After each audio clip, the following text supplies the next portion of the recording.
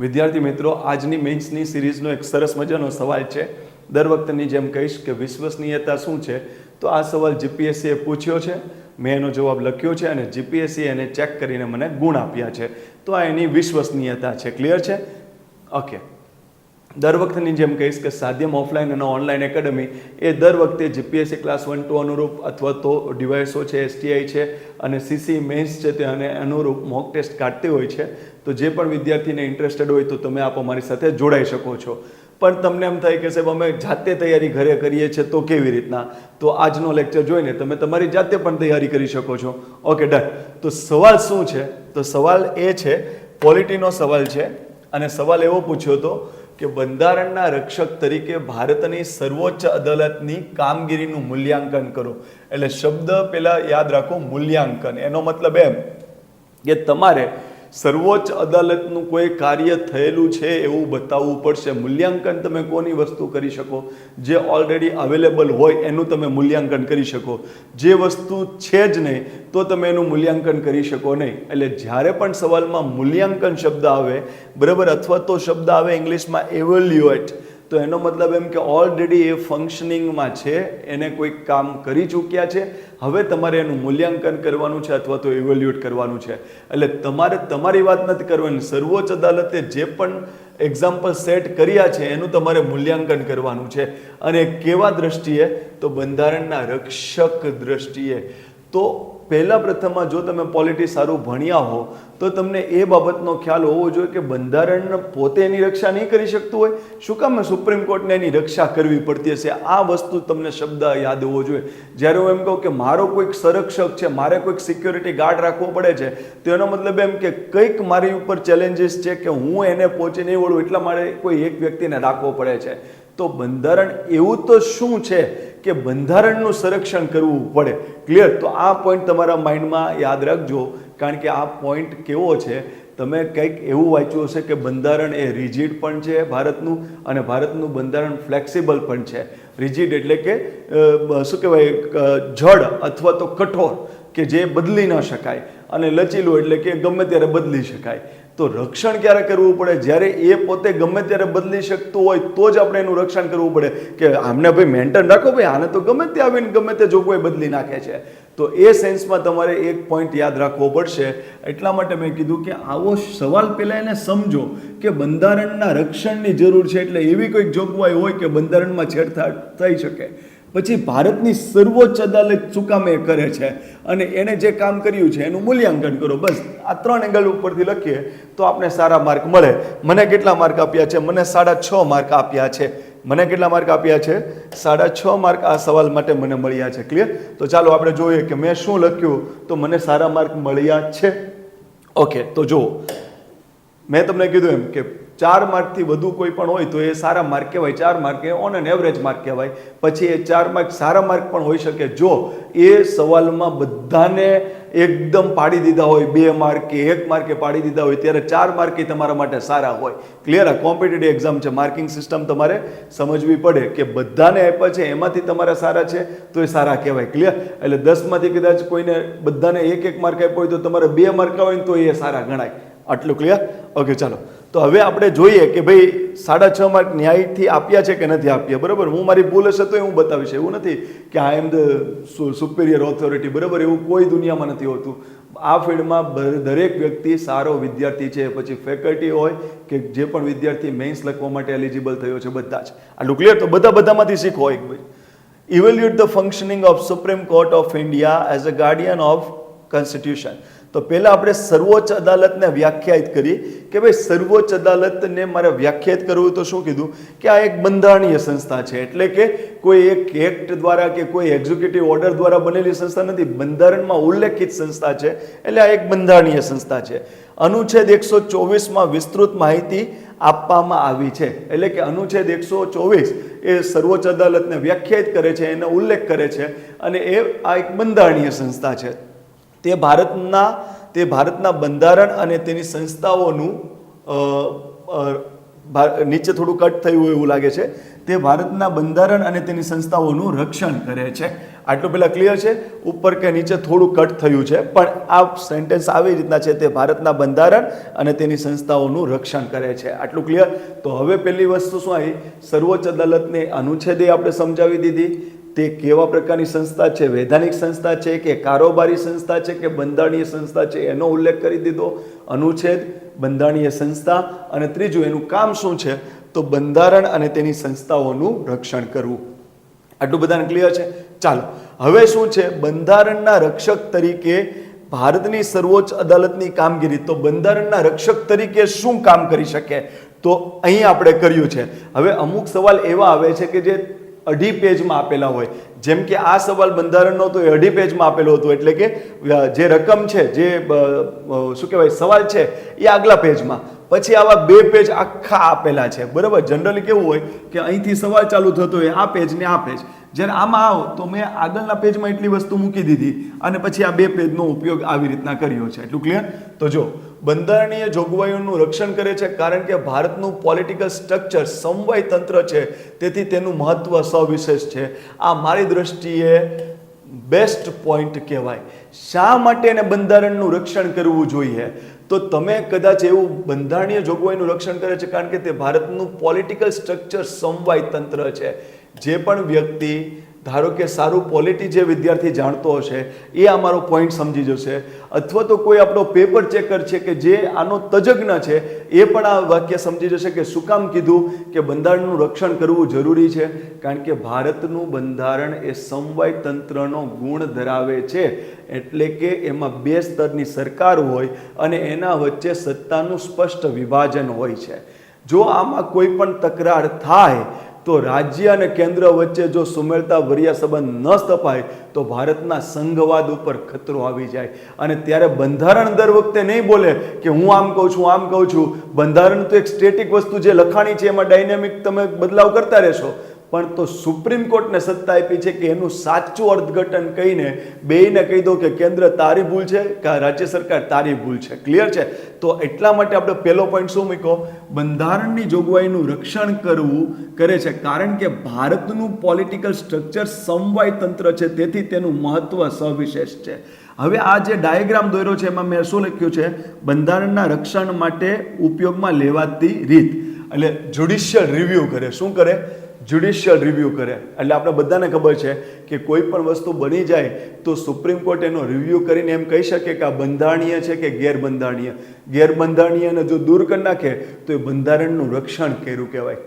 અને બંધારણીય છે એને દૂર કરતા અટકાવે કોઈ શું કહેવાય ગેરપ્રવૃત્તિ દ્વારા એના પર ઘા કરવા હોય તો એને સ્પષ્ટ કહી દે તમે આ બંધ કરી દો છો, આ બંધારણીય મુદ્દો છે, આનો વિરોધ ના હોય, તો એ પણ બંધારણનું રક્ષણ કરવું કહેવાય. તો પોઝિટિવ અને નેગેટિવ એસ્પેક્ટને રોકીને તમે બચાવી શકો. તો જ્યુડિશિયલ રિવ્યુ, બરાબર? Judicial activism. જ્યુડિશિયલ એક્ટિવિઝમમાં આપણે સ્પષ્ટ આપણે ખ્યાલ હોય કે જે કામ આપણે બધાને ખબર છે કે ભાઈ શાસન વ્યવસ્થા કેવી રીતના ચાલે, તો એક કારોબારી અંગ હોય, એક ધારાકીય અંગ હોય અને એક ન્યાયપાલિકાનું અંગ હોય, બરાબર? ધારાકીય અંગે કોઈ કાયદો બનાવવાનો છે, કારોબારી અંગે એને અમલમાં મૂકવાનો છે, અને ન્યાયપાલિકાએ એને સંબંધિત કોઈ પણ ડિસ્પ્યુટ થશે તો એમાં એને જજમેન્ટ આપવાનું છે.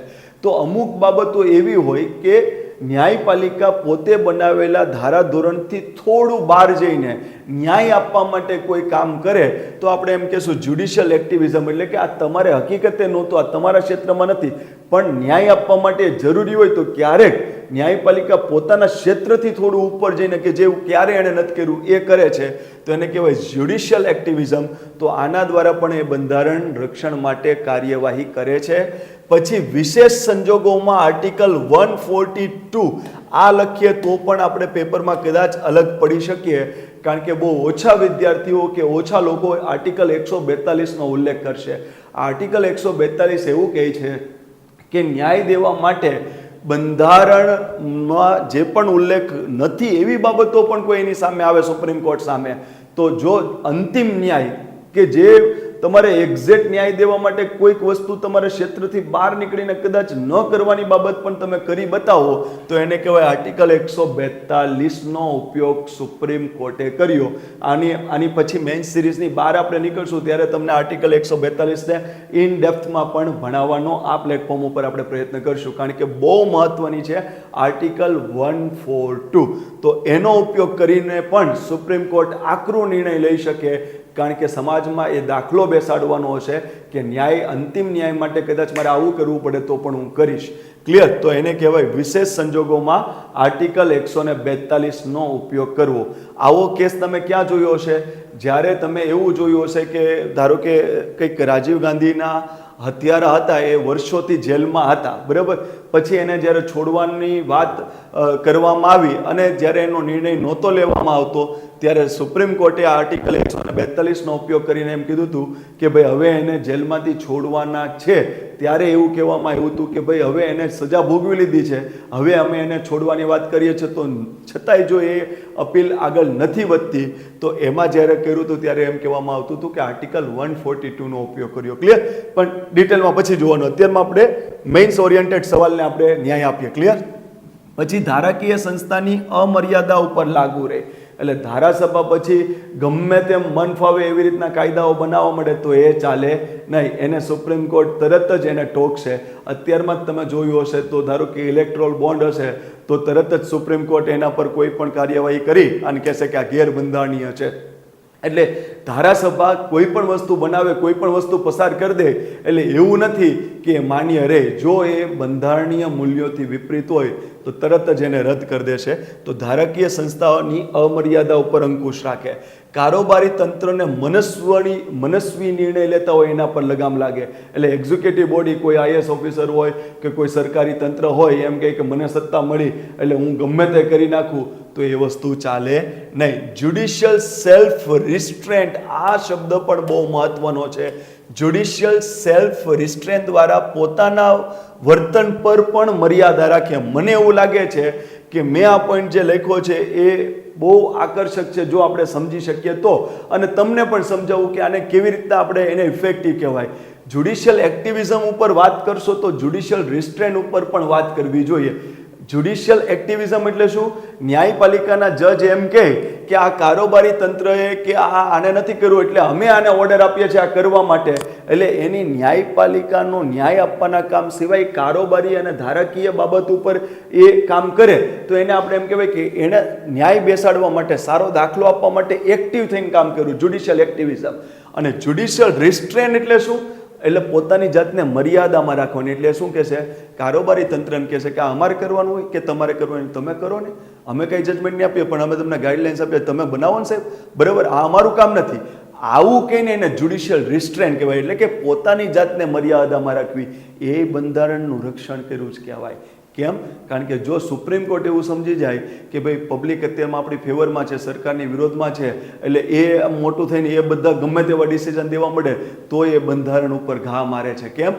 કારણ કે એને કારોબારી તંત્ર અને ધારાકીય તંત્રનું કામ પોતાના હાથમાં લેવાનો પ્રયત્ન કર્યો છે. એટલે એ પણ બંધારણની વિચારધારાને વિપરીત થશે અને એનું હનન થશે.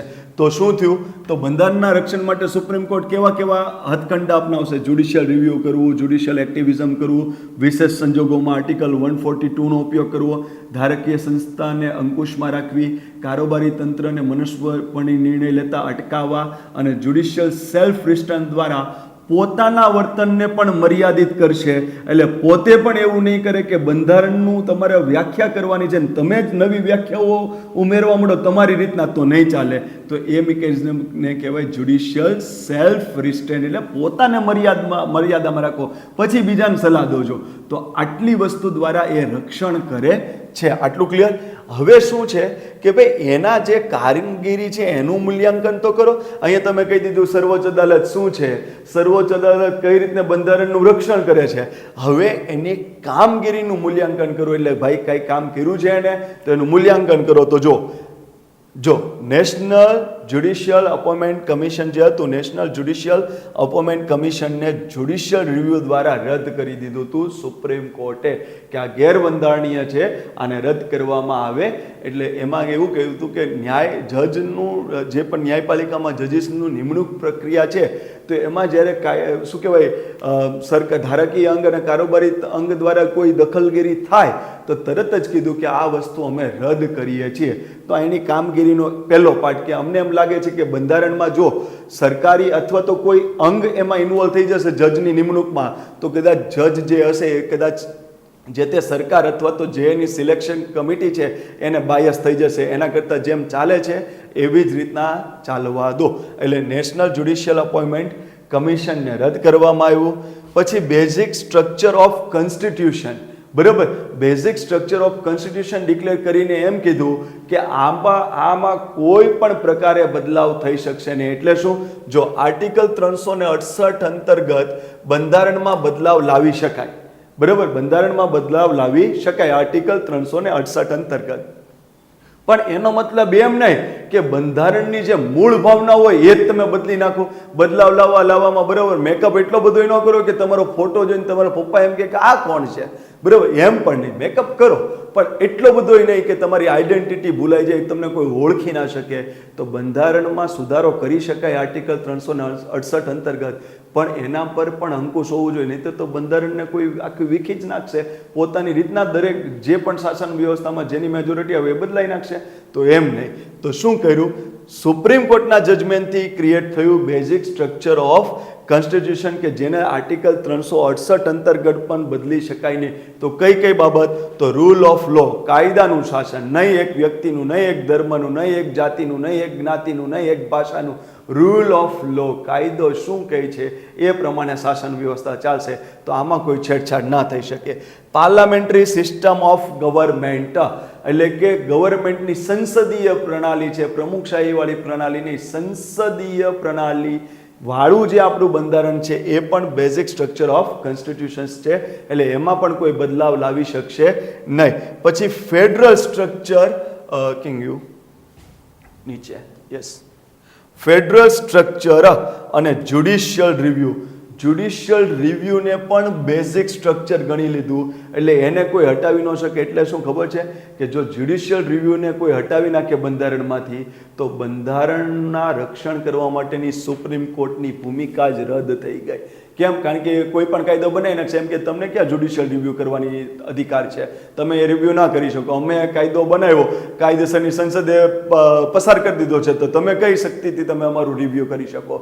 એટલે બેઝિક સ્ટ્રક્ચર ઓફ કોન્સ્ટિટ્યુશનમાં શેને નાખી દીધું? Judicial review. એટલે કે બંધારણને બચાવ્યું પણ ખરું અને બંધારણને બચાવવા માટે જે સુપ્રીમ કોર્ટ પાસે અધિકાર છે એને પણ બચાવી લીધું કે જ્યુડિશિયલ રિવ્યુ તો ગમે તે સંજોગોમાં થશે. Federal structure, parliamentary, rule of law વગેરેને ઘોષિત કરીને બંધારણમાં આર્ટિકલ 368ના દુરુપયોગને ટાળે છે. એટલે કે આટલું ઘોષિત કરી દીધું એટલે તમારે 368 અંતર્ગત નાનું મોટું બદલાવો જેનાથી બંધારણની મૂળ ભાવના દૂષિત ના થાય. પણ જો મોટી કોઈ બાબત કરવામાં આવશે તમે એને ગેરબંધારણીય કરીને અમે રદ કરી દઈશું. કારણ કે શું નિયમ આપ્યો? સુપ્રીમ કોર્ટે જ આપ્યો છે. કેશવાનંદ ભારતીના કેસથી તમે ભણ્યા હશો. બેઝિક સ્ટ્રક્ચર ઓફ કોન્સ્ટિટ્યુશન્સમાં આર્ટિકલ 368 અંતર્ગત પણ બદલાવ લાવી શકશો નહીં. તો આ સુપ્રીમ કોર્ટની કાર્યપ્રણાલી, એનું મૂલ્યાંકન. NGSC ને કાઢ્યું એ સુપ્રીમ કોર્ટની કાર્યપ્રણાલી, એનું મૂલ્યાંકન. PIL પણ કોઈ ઓફિશિયલ ટર્મ્સ નહોતો પણ પબ્લિસિટી જે હતું, બરાબર, તો એ પણ જે લાવ્યા, બરાબર, તો PIL એટલે કે પબ્લિક લિટિગેશનને પણ આવકારી વ્યાપક પ્રમાણમાં બંધારણીય મૂલ્યોનું દોહન પર લગામ લગાવ્યું. તો PIL કોઈ ઓફિશિયલ જોગવાઈ નહોતી, એ પણ સુપ્રીમ કોર્ટે ચાલુ કરી અને એ PIL દાખલ કરી. એટલે કે કોઈ વ્યાપક પ્રમાણમાં કોઈ એક સમુદાયનું જો બંધારણીય મૂલ્યોનું હનન થતું હોય તો તરત જ કોઈ થર્ડ પાર્ટી પણ એના વતી પોતાની એક કાર્યવાહી સુપ્રીમ કોર્ટમાં આદરી શકે, હાઈકોર્ટમાં આદરી શકે. તો PIL એ પણ સુપ્રીમ કોર્ટની કામગીરી અંતર્ગત આવ્યું છે અને એ પણ શું છે? બંધારણીય મૂલ્યોનું રક્ષણ કરવું એટલે બંધારણનું રક્ષણ કરવું. તો એ PIL દ્વારા પણ એ બંધારણનું રક્ષણ કરે છે. બંધારણની વ્યાખ્યા દરેક બાબતોમાં બંધારણીય મૂલ્યોની સ્પષ્ટતાનું કરે છે એટલે કે એનું દોહન ના થાય. એટલે નાનું મોટું કોઈ કેન્દ્ર સરકાર, રાજ્ય સરકાર અથડાય અથવા રાજ્ય સરકાર અથડાય અથવા સરકાર વર્સિસ લોકોનું ટોળું કોઈ બાબત હોય તો એમાં એ જ હશે કે આ જે તકલીફ થઈ છે તો બંધારણમાં આ લખ્યું છે તો હું એની સ્પષ્ટ વ્યાખ્યા કરું છું કે આને આજથી આવી રીતના ગણવાનું. કારણ કે આપણે બધાને ખબર છે કે નાગરિકતા હોય તો એની કોઈ સ્પષ્ટતા બંધારણ પ્રોપરમાં ન કરી હોય, પછી અસ્પૃશ્યતા નિવારણ હોય તો એની કોઈ બંધારણમાં પ્રોપર સ્પષ્ટતા ન કરી હોય, હેટ સ્પીચ છે તો એવા શબ્દની કોઈ બંધારણમાં સ્પષ્ટતા ન કરી હોય, તો આ બધી બાબત જો બંધારણીય મૂલ્યો પર ઘા મારતી હોય તો સુપ્રીમ કોર્ટ તરત જ એ શું કરશે, એનું અર્થઘટન કરશે કે આનો અર્થ આ થશે. બંધારણીય સંસ્થાઓનું રક્ષણ એટલે ઇલેક્શન કમિશન છે, કેગ છે, યુપીએસસી છે, સુપ્રીમ કોર્ટ અને હાઈકોર્ટનું ખુદ પોતાનું રક્ષણ અને પોતાની નીચેની હાઈકોર્ટનું રક્ષણ પણ સુપ્રીમ કોર્ટ કરશે. સુપ્રીમ કોર્ટની ઉપર કોઈ ઘા મૂકવામાં આવશે એટલે સુપ્રીમ કોર્ટ પોતે કહી દેશે કે અમે રક્ષણ કરશું, કારણ કે અમે ખુદ બંધારણીય સંસ્થા છીએ, અમારું રક્ષણ એટલે કે બંધારણનું રક્ષણ. આટલું બધાને ક્લિયર છે? બંધારણીય રક્ષણના મહત્વના ચુકાદાઓ કયા કયા છે તો એ પણ આપણે સુપ્રીમ કોર્ટે આપેલી કામગીરીનું મૂલ્યાંકન છે. કેશવાનંદ ભારતી કેસમાં બેઝિક સ્ટ્રક્ચર ઓફ બંધારણનો ઉલ્લેખ કરવામાં આવ્યો. એટલે કેશવાનંદ ભારતીએ શું કીધું કે બંધારણમાં બદલાવ લાવવો એ સંસદનો અધિકાર છે, પણ એના રક્ષણ માટે આ અધિકાર કોઈ દિવસ અમર્યાદિત રહેવો જોઈએ નહીં, એના પર પણ કંઈક અંકુશ હોવા જોઈએ. તો એ અંકુશને કેવો શબ્દ આપ્યો? Basic structure of constitution. જે શબ્દને ડિક્લેર કરવામાં આવે એમાં તમે 368નો ઉપયોગ કરી શકશો નહીં, એટલે આ બંધારણનું રક્ષણ કરવું કહેવાય. મિનર્વા મિલ કેસ 1980 દ્વારા સ્પષ્ટ કરવામાં આવ્યું કે લિમિટેડ કોન્સ્ટિટ્યુશનલ એમેન્ડમેન્ટ જ બેઝિક સ્ટ્રક્ચર ઓફ કોન્સ્ટિટ્યુશનમાં આવે છે. એટલે મિનર્વા મિલ કેસ છે એ સુપ્રીમ કોર્ટની જ કામગીરી કહેવાય ને, કારણ કે સુપ્રીમ કોર્ટનો જ જજમેન્ટ હશે. કેશવાનંદ ભારતી કેસનો સુપ્રીમ કોર્ટનો જજમેન્ટ હશે. તો મિનર્વા મિલ કેસમાં શું કીધું કે કોન્સ્ટિટ્યુશનલ એમેન્ડમેન્ટ એટલે બંધારણીય સુધારો કરવાનો અધિકાર, પણ આગળ શું છે? લિમિટેડ, અનલિમિટેડ નહીં કે તમને તાકાત મળી ગઈ એટલે ગમે તેવું બંધારણ બદલાઈ નાખો, એમ નહીં. અમારે એને રક્ષણ કરવાનું છે.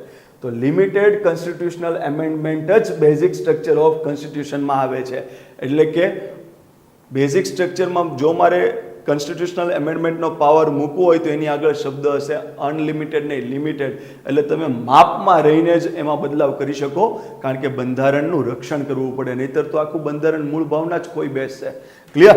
અને મેં નીચે આ 2 પોઈન્ટ લખ્યા છે એ તમે કોરિલેટ કરજો, સરસ રહેશે. જો કેસીવેરે કીધું છે, કેસીવેર નામના એક શું કહેવાય રાજનીતિક યજ્ઞ વાત કરી છે કે બંધારણ ફ્લેક્સિબલ અને રિજિડ બંને છે.